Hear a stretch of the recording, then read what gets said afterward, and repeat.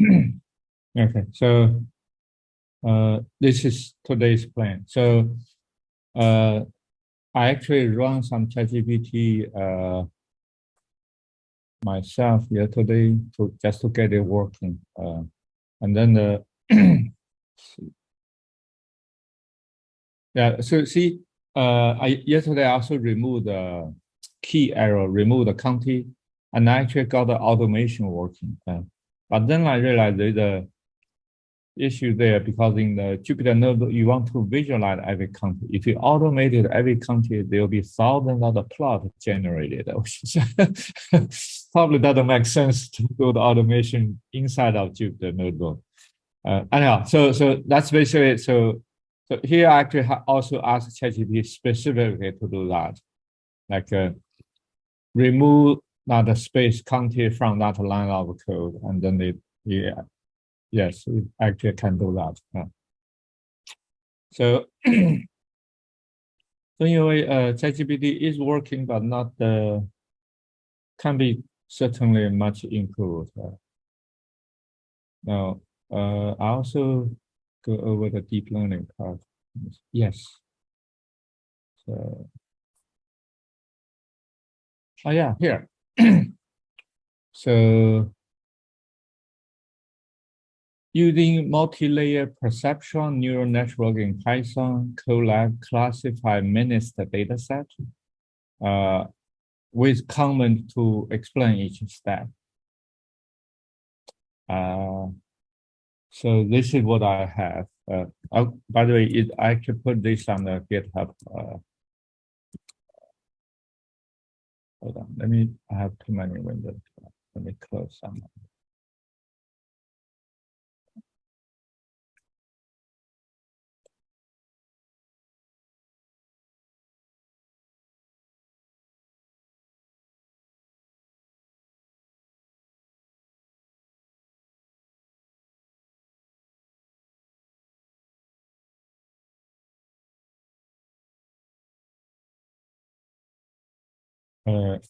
So I put it's the Python Colab bootcamp. So yeah, I made a few commits yesterday. Yes, so here you see I corrected the percent space county error and no number error using ChatGPT. Yeah, that's kind of a bummer. I have to specifically tell ChatGPT this is the line of code to correct that error. Then it can correct, which is still not very smart, but it is helpful. So,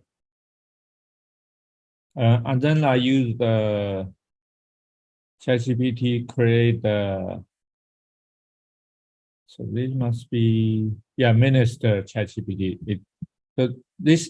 This code it created it actually doesn't run. There's an error there. So let me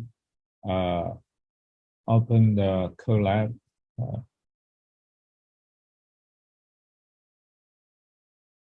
Yes, I actually create different version. One is the TensorFlow, the other one is PyTorch.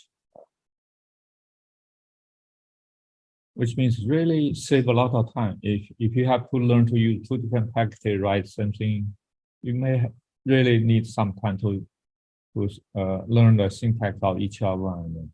So this is the I modified, but I'm going to open a new one, just copy paste the old one, the ChatGPT version, so you can see the running error there. Okay, it's not pasting. Let me go back, copy again, copy, paste.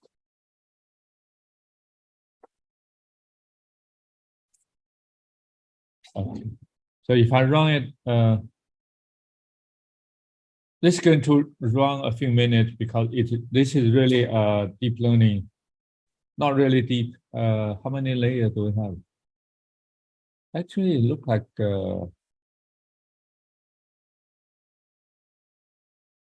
wait, is it 64? That's a lot. Okay.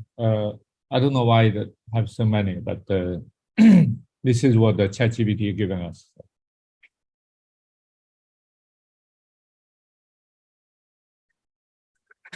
So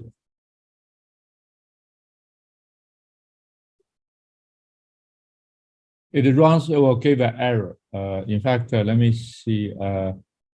It gave an error. It's actually not in the fitting part. It gave an error in the visualization part. So in this part,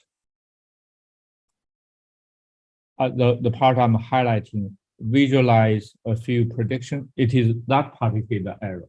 So it actually runs and fit the model and print out the accuracy. So it's very good in that sense. But for the visualization, it make some syntax error. Not really syntax error.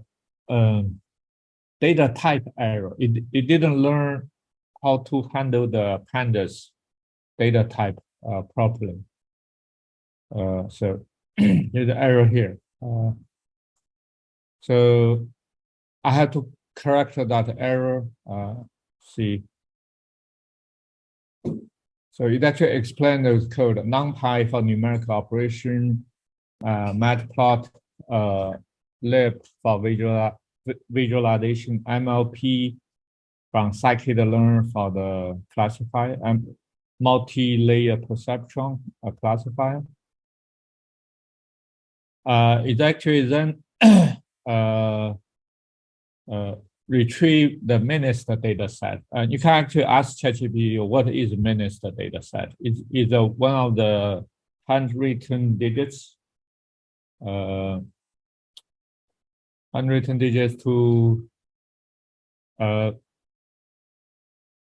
for machine to benchmark machine learning model to recognize handwritten digits into the actual 0, 1, 2, 3, 4, 5, 6, 7, 8, 9, 10. So it's a classification of 10 labels. It's one of the most well used, one of the most popular data set because it's actually now built into many Python libraries. So you can anyone can just use that and testing something and then compare with other methods. See, did my most did the method I just come up actually as effective or less effective or more effective than other methods. So, and this is also a very important concept for machine learning, or in fact, for any predictive model, we need the training data and testing data. The testing data cannot be used for fitting the training model. Otherwise, it's like I will ask myself, am I correct or not? I'm always right.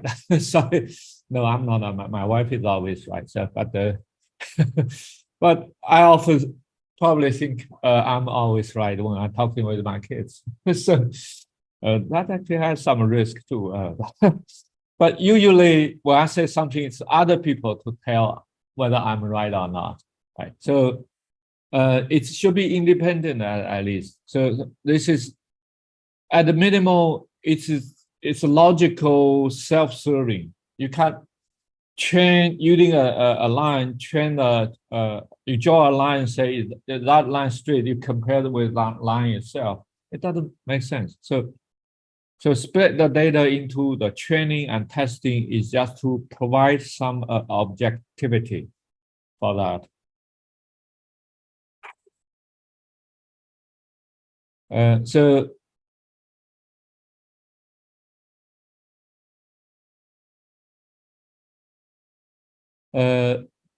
Actually, in some method, they even split into 3 parts: training, validation, and testing. But I'm going to skip that for now.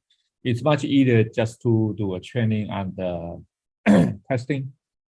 Okay, so we also normalize the data because the input of data had actually this happens very often in the real world. The data may come in like temperature can be in Fahrenheit, can be in Celsius, and people's name can be John, Johnny, Richard, Dick, Timothy, Jimmy. That's actually a real story. In my daughter's summer camp, there's boy called Timothy, and everyone call it Jimmy. It takes a while for me to realize that's the same person they're calling out. So okay, and then evaluate accuracy, number 7, and then visualization. This is part the chatgpt make an error there. There's some data type it didn't figure out. So here, actually, I'm trying to ask him to fix it. So when I run that about code, yes, you see there's a key error. Key error. What is that error? Now the line is raise key error, get lost, get AOC, not get lost, get AOC. I don't know, but that seems to be an inside appendix. It's in the appendix call, so it's not one of the MLP training process. In fact, if you really trace this error, you can actually see it is this line. Xtest.I reshape, that's the part of the error. In fact, you can even see it's already started trying to visualize the result. That means it has passed the training part. Actually, you can see here, accuracy 97.45% accurate. It's highly accurate. So it's already past the training part. It's that the visualization is not working. So I asked ChatGPT, fix the type error in the following code.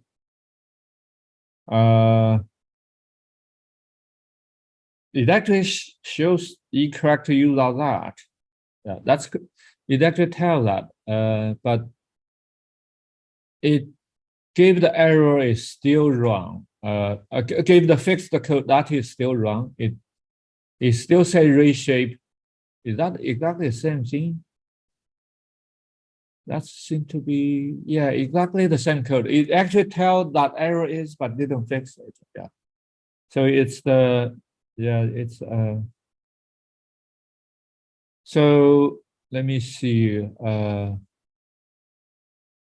I try to actually now I say so what I did in my own code is so I have to manually fix that part. So what I did is I didn't leave everything here. I first found out what is the data type of that x.ai. It turned out to be a pandas data frame. Actually, it seems to be reasonable. And then, but if you subtract a column of pandas data frame, that's a pandas series. It's not a list. So it's a pandas series. And then, so then I say pandas series doesn't have a reshape function, fix that error. And now it actually gives me the correct code. So x.ilog, that number, it actually takes values of that series and then reshape. And so I put this back into, so I rewrite that line as this: ilog I dot value dot read. That's the thing I added into. Okay, let's compare with ChatGPT. See what's the. Oh yeah, actually I also added ilog. So I guess there are two errors here. I use the dot ilog. I'm pretty sure I and ilog probably are the same thing. Hold on, if I change that to dot values, will that actually fix the error? Let me run this code again. I saw dot ilog dot I and using a direct indexing is the same. As I say, my memory of pandas may not be as accurate as a ChatGPT. So I'll see whether that is the case. Yeah. So on this, I don't trust my memory many times. there are things I thought I have done, like letters I thought I mail, and I say, well, it's still on my desk. So, uh, yeah.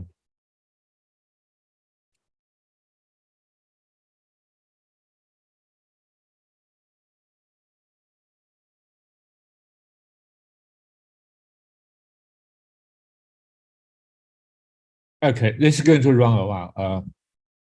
But this is what in this line code when I use ilock, it basically print out the result. So you can 8 is recognized 8, 4 is a 4, 8 out of 8, 7 and 7, 7 and 7, 0 is 0, 2 out of 2, 7. I mean, it's 90. What's the accuracy? What's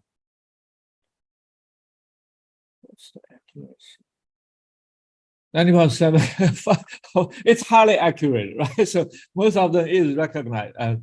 So you have to think, yeah, that means this machine learning, many people say it's a black box. It is a black box, so many parameters, but it does work, right? So this is, by the way, if you run the code on your, if you want to run the code on your computer, on your own Colab, it's basically, let me put that link there.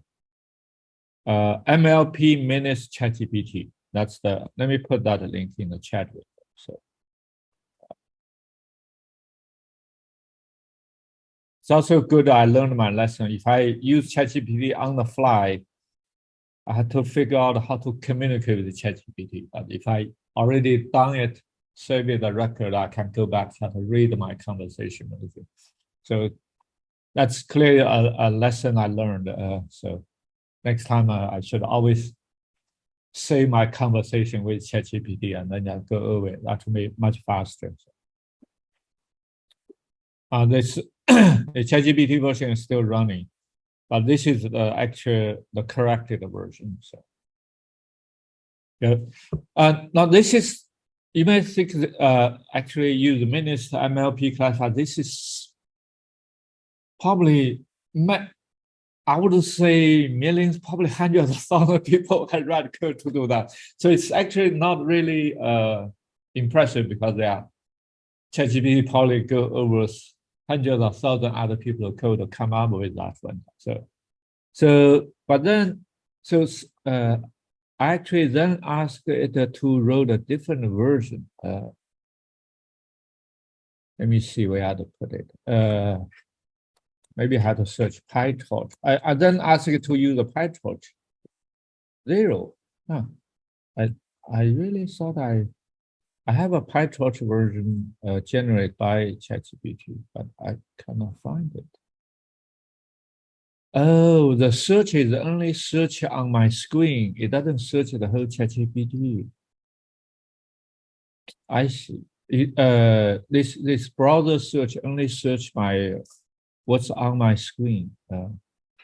That means I have to find that myself. Oh no, that's annoying. This is a very long conversation, so I don't know where I put much. Okay, so I'm going to go back to my.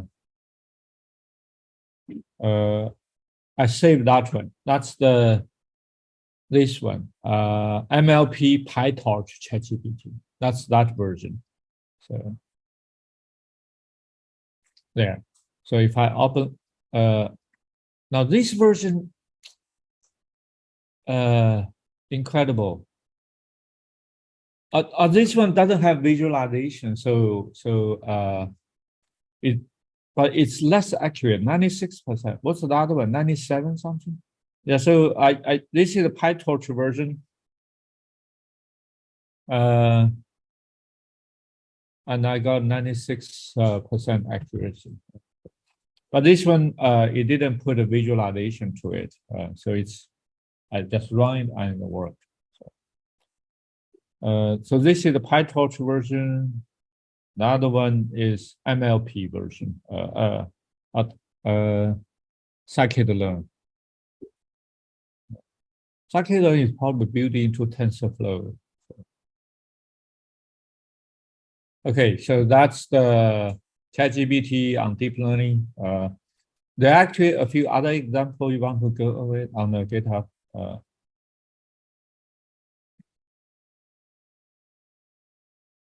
So for example, if example to use deep learning to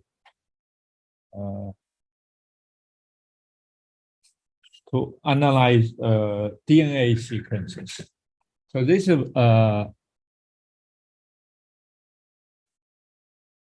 the tutorial actually written by some people at Stanford. It's kind of old, so some of the package doesn't really run. I had to come in and out. I didn't have enough sufficient time to actually fix all the error. Yeah, this is part of computer science. Many software packaging is updated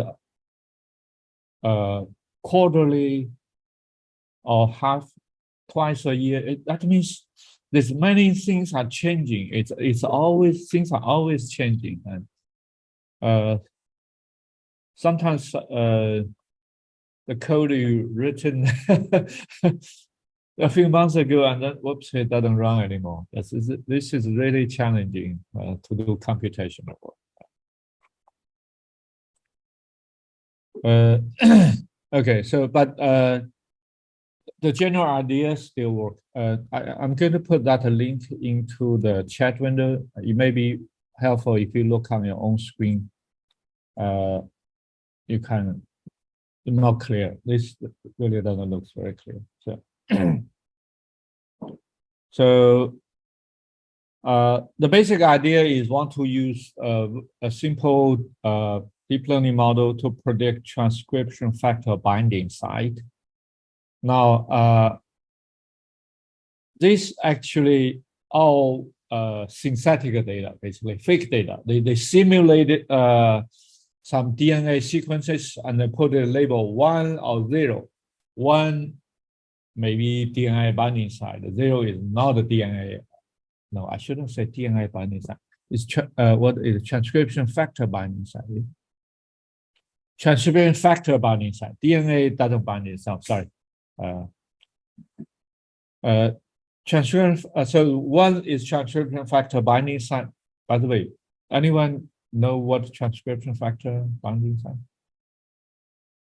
Okay. I realize some of you are probably haven't took that. Apologies. So, oh gee, I thought yes, Jane.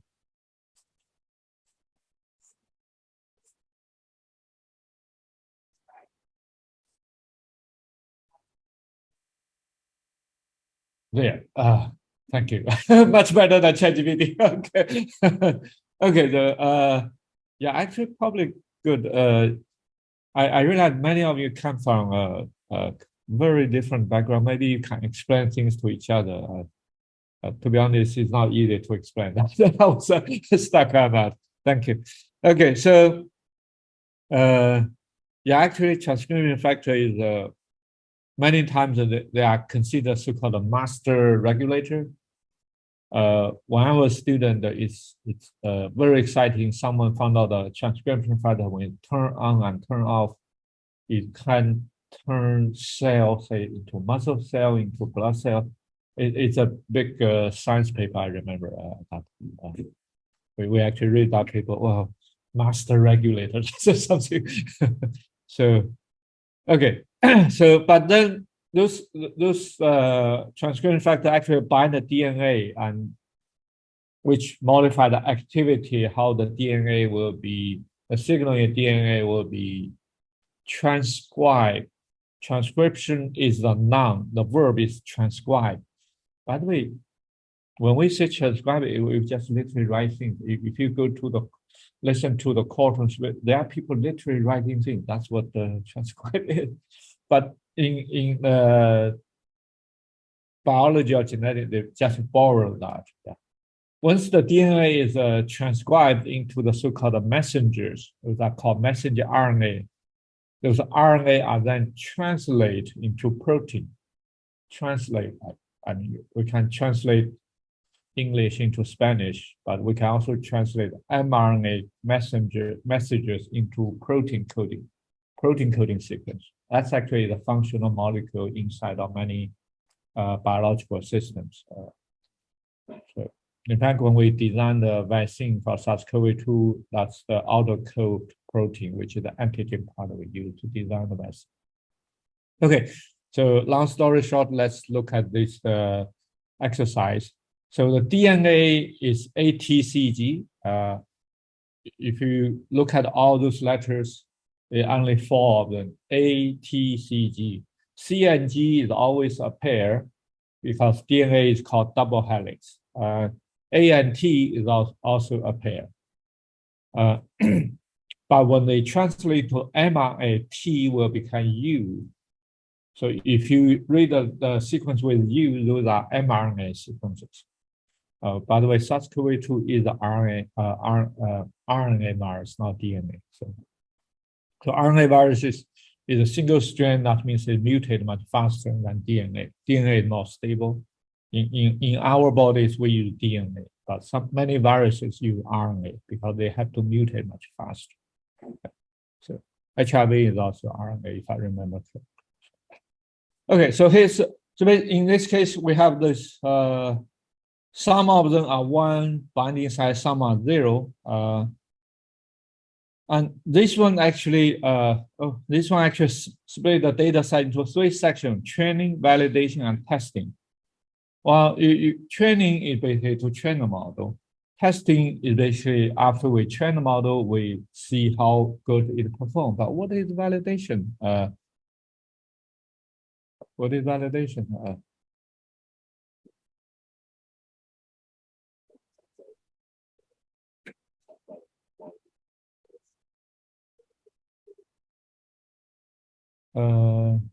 It's mostly used for hyperparameter tuning inside during the training.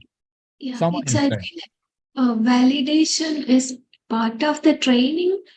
We will split the training test training data for like 80% for train and 20% for validation. Like that. Okay, thank you. Yeah, so validation is part of the training process. It's not, validation data is not part of training data. It's part of training process.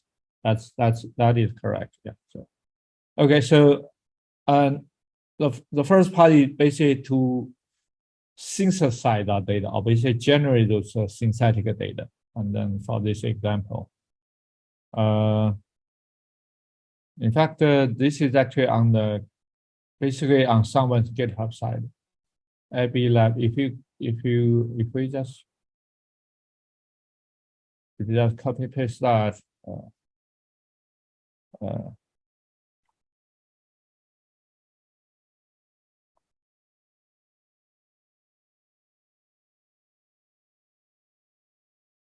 Yeah, that's probably the professor. Oh, it seems to be a most recent one. Does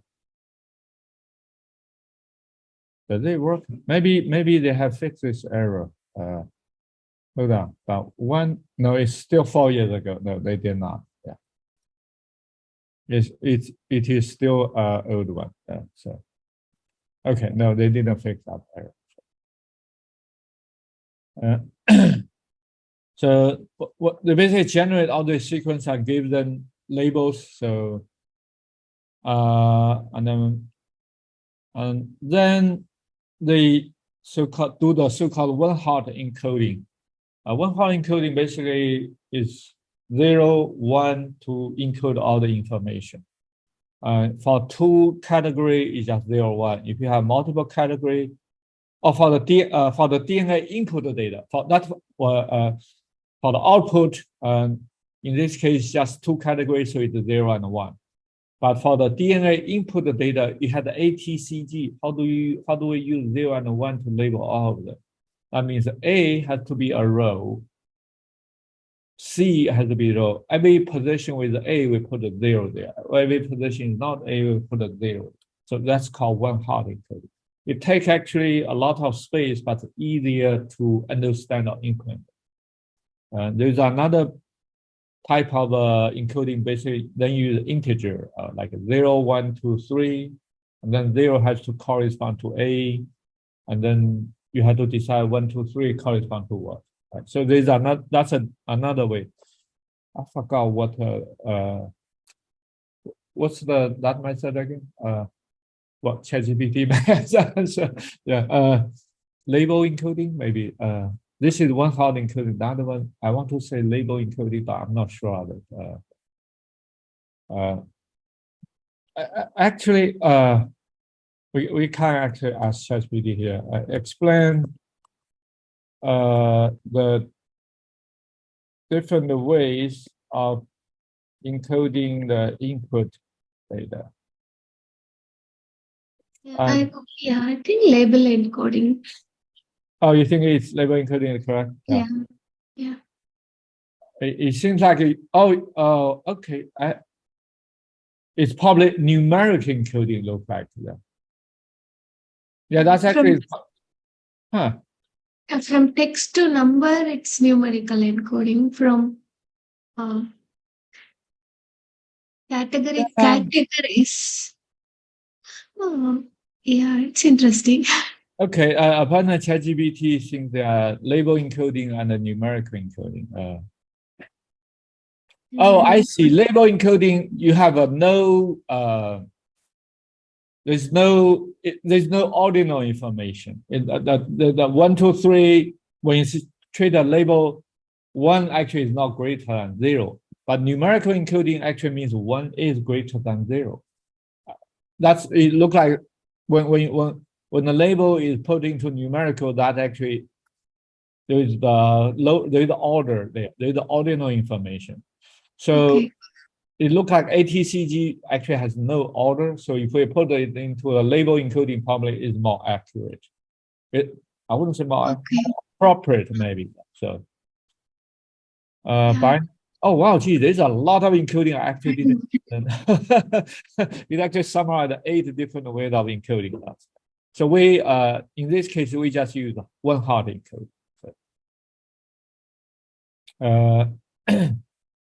Yeah, so we use one hard encoding, and then here's the result. So for the DNA sequence CC, there A is first of all is 0, 0. The second row is probably C. We have 1, 1 there, and then A, C, G, T, they are all 0. So there, the third position is G. Then we see the third position is 1 there. So there, one hard encoding. And then we process the label. In this one, the label is just fake label. We do everything we want. We just split them. First part is A, first part is 1, the second part is the 0. Actually, it did just the opposite. The first part is 0, second part is 1, look at. So, so there, and then we have the input the data and the training the output label. And then we just need to select what kind of neural network we want to use. And there's actually a lot.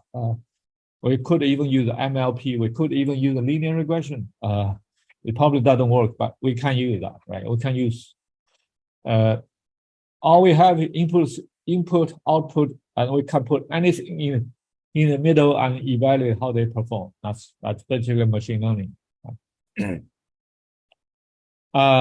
If you're really doing science, sometimes we will argue which model is more represents some principle, right? So I mean, for example, we have a ball, you drop on the ground, you can say there's a magical force, pull it, or you can say there's a gravity. There's a difference between the two models, right? So sometimes we call it the theory, gravity is a theory. As far as I'm aware, we still cannot explain what gravity is. It's actually a lot of physics theory trying to explain that. But the gravity, how the gravity works, we can describe with some formula principle. That theory is well studied. Just put it that way. So so we can use convolutional neural model, recurrent neural model, linear regression, random forest transformer, residue network, There's many things we can put into it, right? Now the major critique from, especially in natural science, many of you, including myself, study a lot of natural science. The major critique of the AI kernel engine, it is not explainable. It's a black box, and it works, but all those parameters are there. It's not like gravity. We have the formula. We can explain which parameters are there, what it means. Unfortunately, for deep learning, it's hard to explain that. So that's the critique there. So we have all this model. We're going to let it predict why it works or doesn't work. We sometimes, many times, we don't have a clue why that's the case. So, yeah, unfortunately. So we know, like ChatGPT, it works, but why it works, honestly, I don't think people know. So we just tried it, it works. With also the deep learning network convolution. Can someone explain what convolution means? You can Google. Oh yes, yeah, sure. Yeah, it is type of method used in the deep learning. It's like stacking the input layer by layer. It's like if you take an image and when you put in the deep learning network to learn, so like the input will be input features will be learned by the network like in different dimensions, and it will be stacked and given to the network in deep learning network for learning. It's like convoluting the. Yeah. Good try. I guess it is a stacking, but that's really a technical. But why we use convolution? So in this case, we use 32 filter with a size of 12 bases.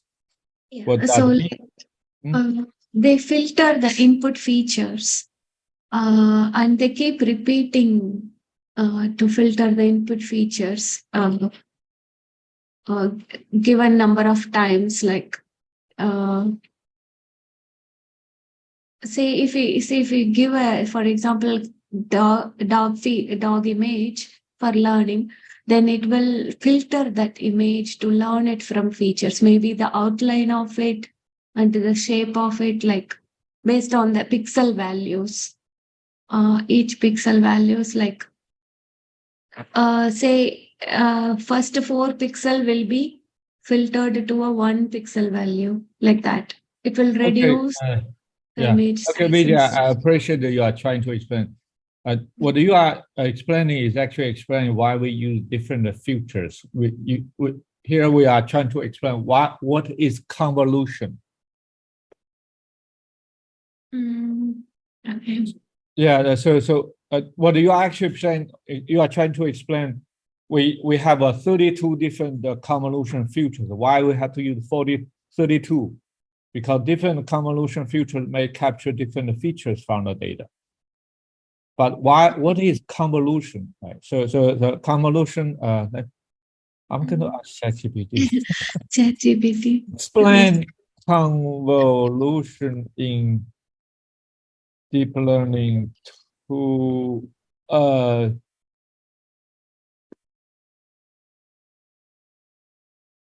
in plain English to a beginner. How about this?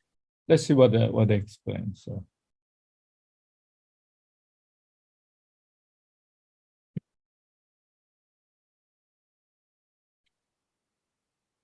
Wow, it's really a lot. Let's see.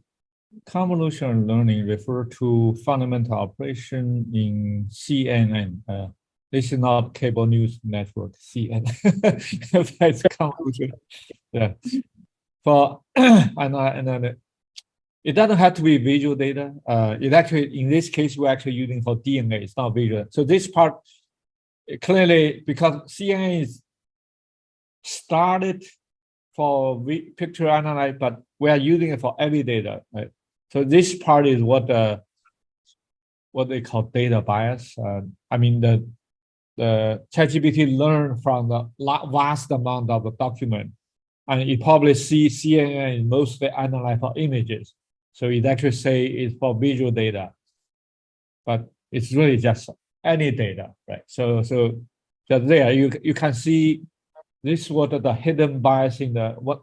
It's not even hidden. The bias is right there. So this is what when the data is there, and ChatGPT just summarize out there. But really, in our case, we analyze for DNA data. We're not analyzing for visual. So image convolution allows the network to automatically learn and extract meaningful feature from input. Yes, that's the purpose of it. But what is convolution? I'm trying to get it. We understand convolution image. Imagine looking at the image. Oh, this is interesting. Imagine we look at the image. Instead of processing the entire image at once, convolution breaks it down into a smaller part and analyze them individually. It does so by sliding a small window called a filter or kernel across the image. If you can, oh, I might have to draw this on whiteboard. Can I draw this on the whiteboard? Is there a whiteboard? Yeah. Oh, yeah. There's an annotation. I'm going to see what I can draw this. So, for example, there's a big picture. And then, can I change the color? Yes, I can change the color. So, and then each filter will be a very smaller one. And then we just sliding through all parts of the image. But this filter will look at all the pixels. Yeah, I'm not good artist. So the filter going to go over all pixels and then apply some function to extract a value from this small part of the image. So this process is called convolution. So, and there are different ways to extract those. I guess the simplest way you can think of, take out the average, median, minimal, maximal. There is also something called max pooling. Basically, take the largest pixel value from that surprisingly to be one of the best methods. So max pooling. To think average, median maybe works the best, but for some reason, max pooling is one of the best. Yeah, I see a lot of Jeffrey Hinton write why max pooling works best. Really, nobody knows, but we just know it works best. So there are all these ways that you can pull from those small group of members, and this process. What this also means, this is dimension reduction, right? So if we use a 3 by 3, we have 9 value goes in, we take the maximum 1 value come out. That the data will reduce dimension from 9 to 1. So this is also dimension reducing process. So okay, how do I stop annotating? Okay, I stop. No, how do I erase that? I'm gonna leave that one. Okay, so that's convolution. The filter typically is most, yes, wait, that's the filter. The filter will slide across all image. In this case, we have DNA sequence. We just slide from beginning to the end. So if you think about for the DNA, it's actually really appropriate for transcription factor binding, because the transcription factor binding the DNA, it doesn't bind for one base. It may be not 2 base. It probably binds, say, several or a dozen, which means convolution kernel to cover the window is actually probably informative processor acting on a single base. So in this case, the convolution seems to have a meaningful way. At least I would argue that. So yeah, so it does look like a convolution on the DNA sequence trying to predict the transcription factor binding site is actually an informative or appropriate way of doing that. So, okay, so filtering all positions and then capture different features. Yeah, capture different features of image because when we apply this convolution kernel, we often have a different ways to take those values like median, average, maximal, or anyway, diagonal. There are hundreds kind of a kernel that sometimes I don't even. I know one of the professors often use called a Kalman filter. Honestly, I don't know how it works, but yeah, there are hundreds of them. It actually automatically built in. So, in fact, this is part you can write your own. If you come up with some interesting way to write the kernel, you can put it in yourself. So, actually, I wrote different kernel to analyze biological data myself. So the kernel part is actually a very it's not part of deep learning because you have to design it. Someone had to figure out. Let's say maybe someday the next generation deep learning will actually learn how to design kernel function all by itself. That's kind of scary in a way. AI try to design better AI. So yeah. So anyhow, but at least currently it doesn't know how to design a better kernel. It actually fixed. It's a parameterized fixed function. Basically, a human write the code for it to do. But maybe someday the AI will learn how to write a better kernel function. So, and then by using multiple in parallel, see an extract combination of various features. Yeah. So basically, when you have all this, in this case, you have one image coming because you have multiple kernel. It actually gave you more dimension in the kernel dimension. Basically, they're not really dimension because all the information already embedded in the input data. It's just trying to view the data in different aspects. For example, I stand here. You can look at me from left, right, maybe top. So, and there will be 3 dimensions. But if you really think of it, it's actually more than that. You can use the infrared, look at me, that'll be 4th dimension. You can use UV, that'll be 5th dimension. You can use what the MR, that'll be give you another dimension. It's basically, there are probably many dimensions to even just look at me right here, but not just 3 dimensions. You can actually use different ways. Yeah, so there. So in fact, if you really think about the looking at the person, the way they behave is really hundreds, thousands of ways to look at it. Right? So, okay, so that's basically we can put, and those different ways you can interpret that as a kernel function. Basically extracting some feature from the data and put it in different ways. And apparently, if you look at the history of the deep learning, that's also one of the reasons deep learning, the AI took off because it's trying to extrapolate various aspects of features from the data. It's actually, sometimes they call it feature engineering. Okay, so that's the convolution. Yeah, I need to remove that annotation. How do I remove it? Yeah, it's clear. Okay, I found it, I think. Okay, thank you.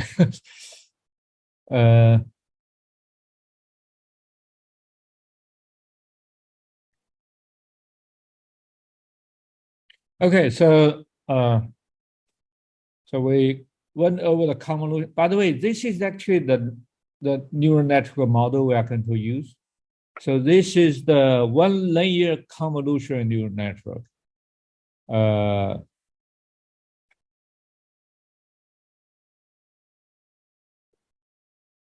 It had a kernel size of 12. There are 32 filters.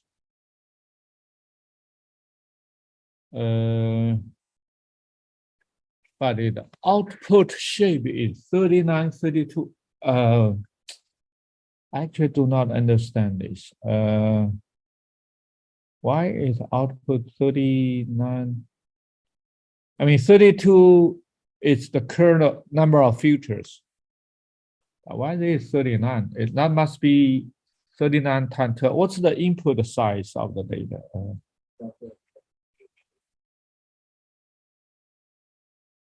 Okay.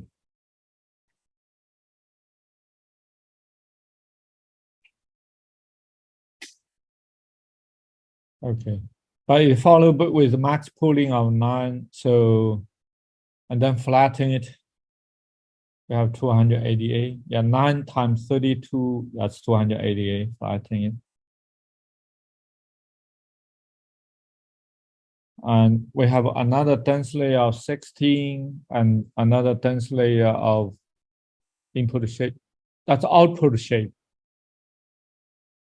16, those are all dimensions. Finally, output of 2. Oh, sorry, I misinterpreted. Those are output layers. So it actually doesn't come from that.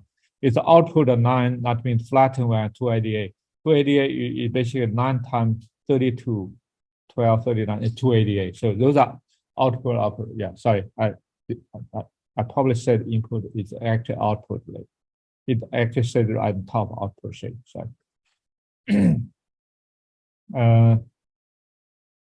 So there, training, validation. You can see the validation, the loss. Loss basically measure how close my prediction is with respect to a target. If you remember when you throw a dart to a target, if you throw it far, that loss is high. If you throw it closer, that loss is small. If you throw right on target, that loss should be 0. So you may think, well, the smaller the best. Now you have to think about the data we have probably is a sample of some much bigger real world. So the data may have potential bias. So if you fit the data perfectly to the data you have, it's probably something we call overfitting. If it's a perfect fitting, very often what that means is not more generalized to some of the data we have not observed yet. So it's actually not a very good idea to fit to the current data we have as accurate as possible. It actually needs to be more generalizable to be usable. So yeah, that's also a very interesting concept. So if you try to fit into whatever you see as close as possible, it may not be a general principle applied to everyone else. So what this means, you can see the valid. In fact, this is clearly a problem here. So when we split the data into training and validation, you can see the model is clearly at the blue is much smaller. The loss is much smaller than the orange validation, which means the model fits extremely well to the data trained, but for the validation, it's much higher. So this is a clear sign of what? Overfitting. So this is but it's okay for these purposes. I mean, so there are actually a lot of research going into how to address this kind of issue. Accuracy, you can see it's highly accurate, almost 100% accurate to the training data, but doesn't work that well for the validation data. So this is, again, a clear sign of overfitting. And then we evaluate, this is actually interesting. We call that confusion matrix. Really, confusion. Looks very confused. So when we look at it, we are all very confused. So confusion matrix. I don't know why people call that. Anyhow, so by convention, we have the observation on the left-hand side, predict on the top side. That once we have true positive, true negative, false positive, false negative for binary data. So if it's multi-label, that actually becomes a really confusion. So if you have more label, if you have 3 label, you don't have 3 by 3. Yeah, that's really. So you can have A, B, C, A, B misclassify, A will misclassify B or C, C maybe misclassify C, A or B. Yeah, that's become how do we classify that? In fact, in some of my research work, we have to classify the cell as the mother cell, daughter cell, mother with a daughter, mother with two daughters, mother with daughter at the top of the cell, mother with daughter at the bottom of the cell. There's a lot of classification we can come up with. So. Okay, so but with all those the four number, true positive, true negative, false positive, false negative, and then we can do something called accuracy, precision, recall with all those combinations. And then we can also do something called F1 score, which is a combination of two other scores. Yeah, so those are the things we can. Yeah, so it's work extremely well. So there, if I put this to run, that's the original code, but unfortunately, some of them doesn't run anymore. The training part still run. So you can try this. Try run all. Some of the training part is still run, but the visualization, some of those doesn't work anymore. Yeah, it looks like the visualization package changed much faster than the machine learning part.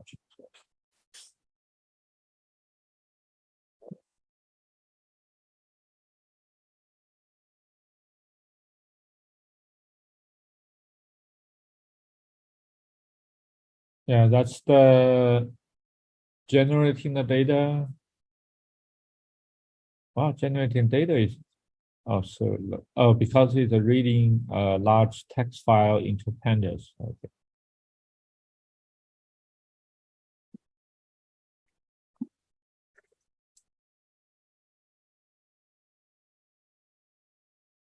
I guess I can copy paste this code into ChatGPT and see whether it can explain or not. Haven't tried that yet. Yeah. Let me see. Download. No. Okay. Can I download? I thought there's a way to down. Oh yeah. So now the training. Then train the data. Now this is encoding the data. Encoded very fast. One hot encoding. Select the architecture and the train. Okay, so this one actually just use TensorFlow. So the model is just a one-layer convolutional neural network. Oh, by the way, those are something called activation functions. Basically convert some number into a different number. So ReLU is rectify the linear. I forgot what U is. Softmax is converting a number into a probability. So there, model fitting.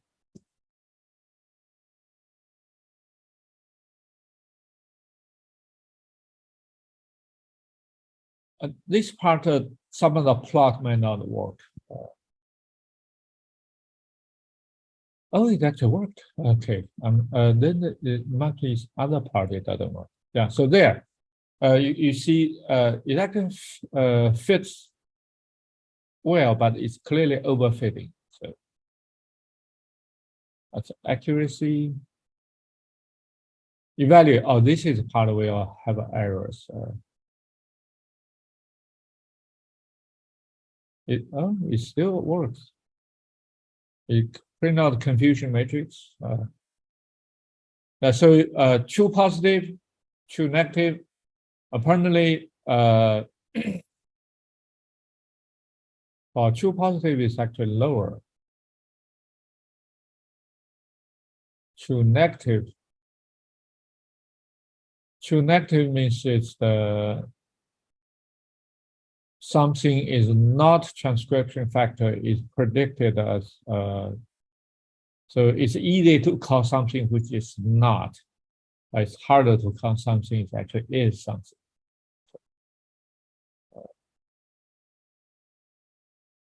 In this field, maybe okay, but sometimes for example, in cybersecurity, if we want to detect intrusion or not, false, in that case, false positive is okay, but false negative will be terrible. Because if someone coming, if an intruder coming, you cannot detect it, that consequence is much severe than a normal person coming, you call it an intruder, right? So in some cases, actually, you have to pay attention to what's the appropriate way you want to evaluate the model. So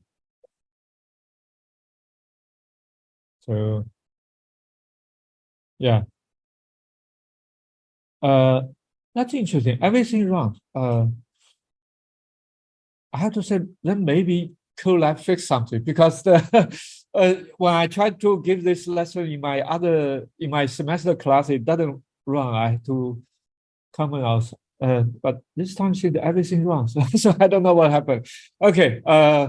It's good. Everything still runs. So apparently some package also updated. Yeah, that's also interesting part. At one time I actually published a paper.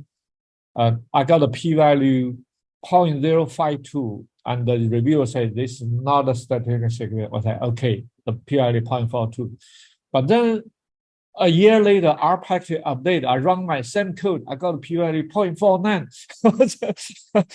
So yeah, so between a year, our package for some reason, I exactly same code, exactly same data. I get a p-value when it's 0.052, when it's 0.049. It really makes no difference numerically, qualitative, but apparently in publication, 0.05 is a cutoff. So yeah, I mean, this part of the issue with computational. Yeah. I guess if you really into theoretical work, 50-50 is always 50-50. But in reality, if you have three people, how do we do the 50-50? So, yeah.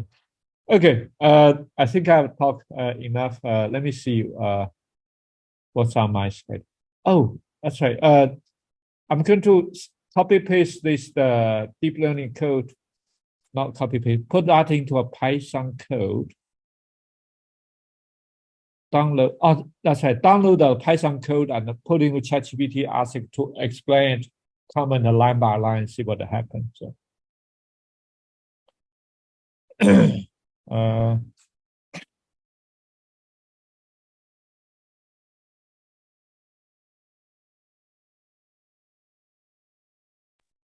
wait. Am I muted all the time? It looks like I'm muted all the time. No, but you can hear because I'm talking directly to you. But this, you can't hear me. Oh, that's interesting. Okay, I just turned the microphone on my computer. Okay, I guess someone else turned the microphone on. Okay, my apology. I actually have the paid version ChatGPT 4. So hopefully this is worth for the money I pay. ChatGPT 4 can do something better. Explain the following Python code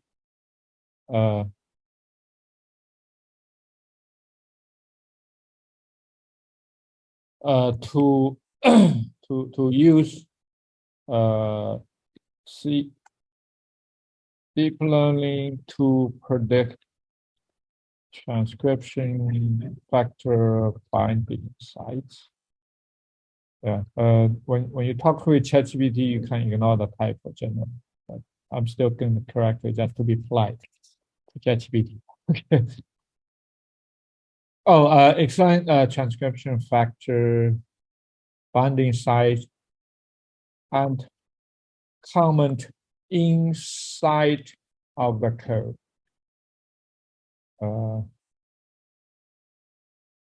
And add comments inside our code. How about that? By the way, inside ChatGPT, if you want to change a line, you can. On my computer, I push Shift and Enter. If you push Enter directly, it's actually submit.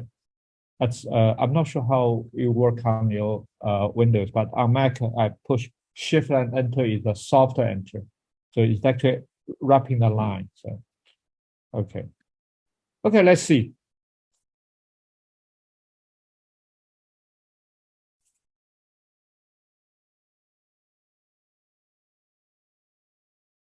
the provided Python code illustrates process of applying deep learning techniques in genomics. The code comprises 4 main steps. Interesting. It actually read the comment. Is it 4 steps? 1, 2, 3, 4, 5, 6.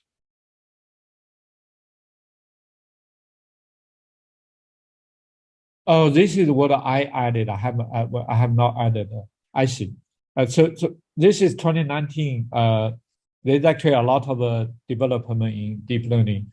One method is called using shape index to see how the model is performing. I added as a to-do, but I haven't added anything yet. So, although we could try as ChatGPT to add that. So, okay, so it's done. Okay. What do you say? wait. No, that's the old one. Sorry, that's the older. This is a new one. Okay. Curating the data, selecting the architect, evaluating interpretation. Oh, I see. Actually, it does not compute a sailing map. Does it compute a sailing map? It does not. Yeah. I removed the sailing map computing. I want to add the shape index. That's why I comment the sailing map out. So, saliency map. It's actually in any case the saliency map is considered a very old technique. Shape index is considered more recently. There's actually even more development on the shape index. There's something called E index. That shape index is also almost 8 or 9 years old. So, okay, so comment, import, load the data, display, one hot encoding, file sequence, load one hot, split the data, build the 1D convolution and new. Yeah, actually, this is. But it's disappointing. It didn't explain those lines. It just added one line. Say, that's a bit disappointing. Let me ask ChatGPT for the section of say add more comments line by line to the section of. Okay, let me ask ChatGPT to do it again. Add more comment line by line to that section. See whether it does give more explanation or not. So, by the way, this is the sequential model because everything goes from the start to the end. There's no branch. There's no circulating. So.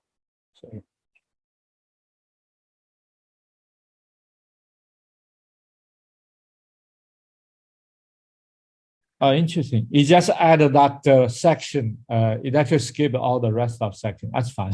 So, oh, it actually is more informative now. Yeah. So this is nice. This layer has 32 filters. Each filter will hold on. This to be a sliding window. It's actually blocked off.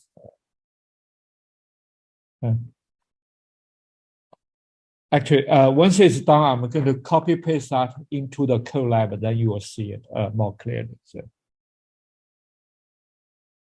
yeah, this part is okay. I mean, I have to ask it specifically, say, add comment line by line, but it works. So,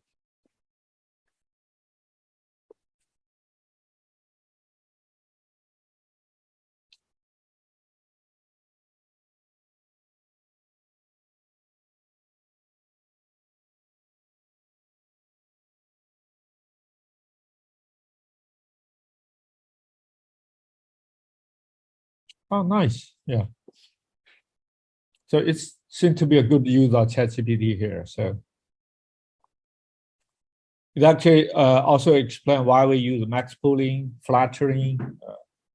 So I'm going to copy paste the code into a Colab. So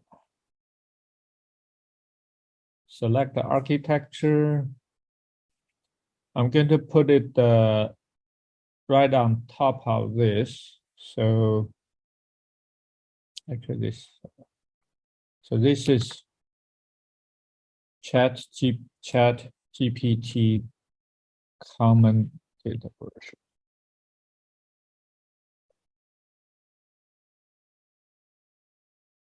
Oh, I just realized there's a very interesting difference. On Colab, if we put an enter, it's a soft enter. If I push shift enter, is actually execution. It's just opposite between ChatGPT and Colab. So I did a shift enter is actually the execution. There. So okay, let's see. If I run this, is that exactly the same? How do I compare this side by side? Oh, I can open up by See, it's the same. yeah, I'm going to put this on two browser. I compare them side by side, see whether they are exactly the same or not. Yeah. I see that model summary. It's same. It is the same. Yeah. 39,292 and 288. I see. 16,2.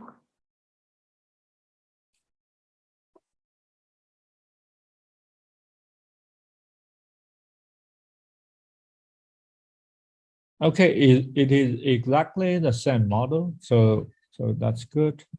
Now we see the explanation of that. It's a sequential model, add a 1D convolution layer.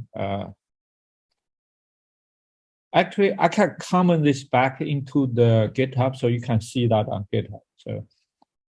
So add comments to neural network architecture texture by ChatGPT-4. So I put that back into the GitHub. So if you refresh your screen, I can put that on the chat window.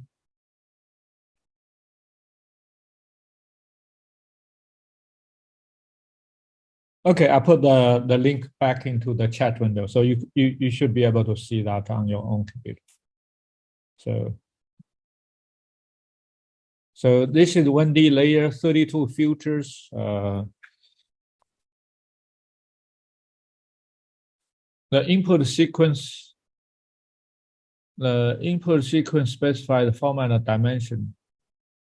Training data. It's one hot encoding, so must be 4 rows. But this is interesting. Info treated out the shape. This is part I.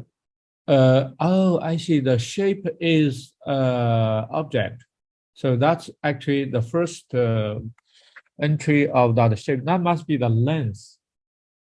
So that probably the length. Yeah. Size of the train features. Yeah. So 0 is the first one. By the way, in Python, 0 is first, 1 is actually second. So second, so that probably is the length of the input shape. So max pooling,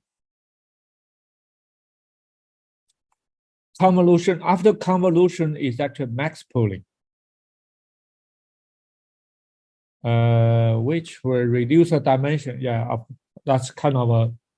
So basically, you have a list of number, and then you take the largest one. So in this case, it's actually just 4 numbers, pick the largest one. So why it is 4, that's also something called a hyperparameter. That's actually basically you specify the model. So in this case, the author of this code decide to use 4. But if you change, say, 5, 6, 7, that basically is something called a hyperparameter. It's a model parameter you can specify. Very often that's an art, but I can imagine the next generation of AI probably automated those by itself. So AI probably will learn how to learn to use better, more appropriate parameters. So we don't have to specify those ourselves. So those are hyperparameters. In fact, this training of those hyperparameters is one of the reasons why we use the validation data. So flatten basically converted the matrix into a list or an array, and then we add a dense layer, basically fully connected layer with ReLU activation function. ReLU activation function will output the input directly if it's positive, otherwise it will be 0. Okay, that basically is a ReLU. So it's basically everything below 0 is blocked. Everything above 0 will be exactly the same number. So it's a linear. So in fact, perfect linear. So, and then we use softmax. Did it explain what softmax? Yeah, softmax make output sum up to 1. So it's a probability. So softmax convert the output normalized into a probability. And given that we have a 2 category, positive and negative. Positive is say a transcription factor binding side, and negative is not a binding side. It's a probability. I guess depend on your criteria. Maybe more than 90% you call it binding side. Less than that you don't call it. It depends on criteria. I'm not sure what criteria it actually used here. It's probably by default. And optimization is actually something called Allen optimization. There are other. Once say optimization, does it make sense to you? The optimizer basically you can imagine. For example, we are going on the mountain. There's a flag. You want to catch that flag, but what's the best way to climb the mountain to get that flag? This process is basically what the optimization process. You can walk around the mountain all day, still not reaching that flag. But how do we let the machine know? How do we catch that flag, right? And you may think if I climb on the mountain, I should always go up, but that maybe there's a big rock. You climb on top of the rock and then you are stuck there, right? And the actual top of the mountain is at a different place. But somehow, if I just say, if I stand here, if every move I make is going up, I may stand on top of a rock and that flag is far away, right? But that's not a good strategy. So this optimization is a way, in general, I'm going to climb upwards, but sometimes I'm also going to climb downwards in order to get out that situation where I'm stuck at a place which is not correct. So optimization is an art, and add-on optimization is one of the way to consider what's the best strategy to get to the actual ultimate goal. But that's it for deep learning. It's still an art. Nobody really knows. Yeah, actually, some of you actually study math only for very well-defined math function with curvature, smoothing, all those. You can actually say for sure it's guaranteed that you can get a so-called global optimal. For deep learning, really nobody knows. So yeah, that's my understanding. Maybe someone does know how the deep learning works someday. But I haven't read any paper say how that works. So Okay, so sorry, a bit far off, but that's what the optimizer works. Yeah, actually, this is good. By the way, this is also a binary, and the loss function is something called binary cross entropy. Anyone know what entropy is? This is information entropy. So this entropy basically is information entropy is first proposed by Claude Shannon in sometime around World War II. It's just a way. I'm not sure how to explain entropy.